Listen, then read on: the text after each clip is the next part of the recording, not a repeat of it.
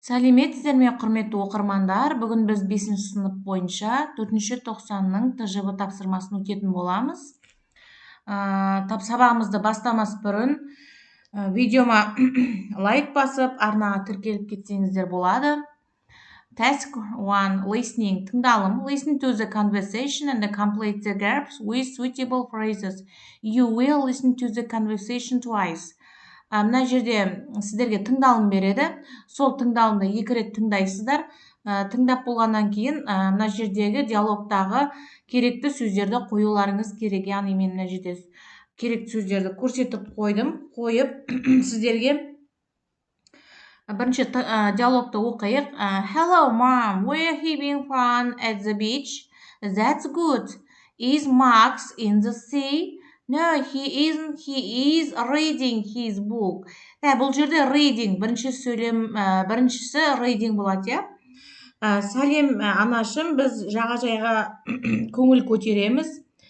Бұл жар жақсы. Макс теңізде ме дейді? Жоқ, ол манағыдай reading, ол кітабын оқып отыр дейді. Екінші сурет бойынша Is Holly in the sea? No, she isn't. She is playing with her ball.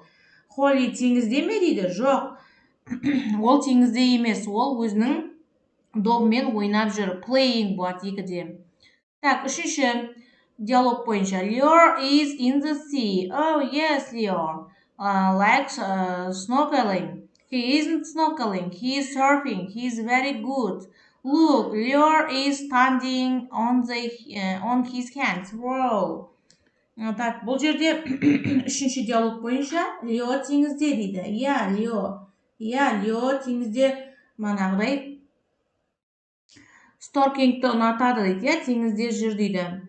Ол суда жүзбейді, серфингпен айналысады дейді, ол өте жақсы.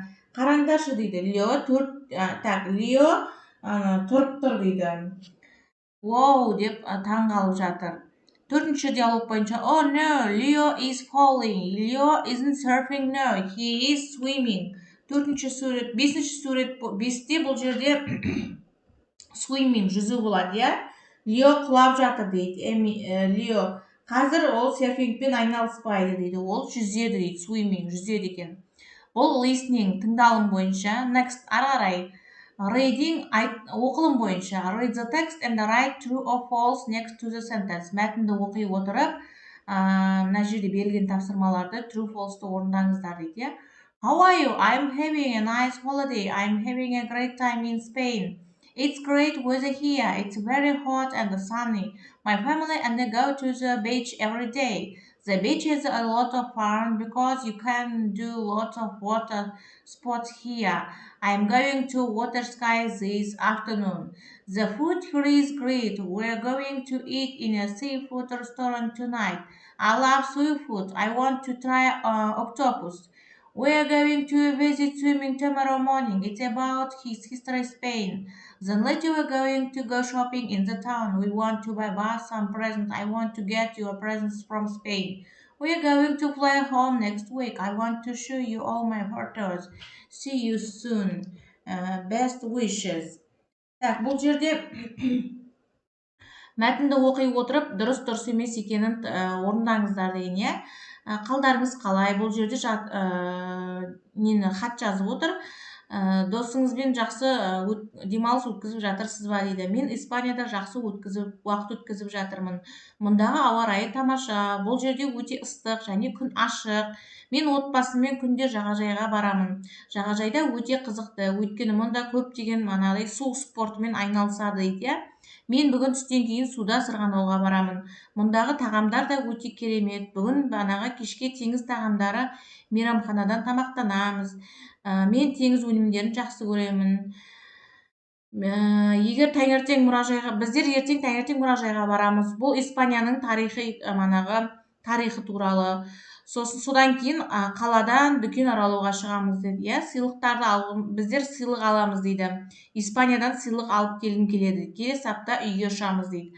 Барлық фотоларымды сіздерге көрсеткім келеді дейді. Жақында көріскенше дейді. Бұл жерде енді Lisa in Australia. True, false, дұрыс емес. Lisa is going to water sky this afternoon. True. Дұрыс.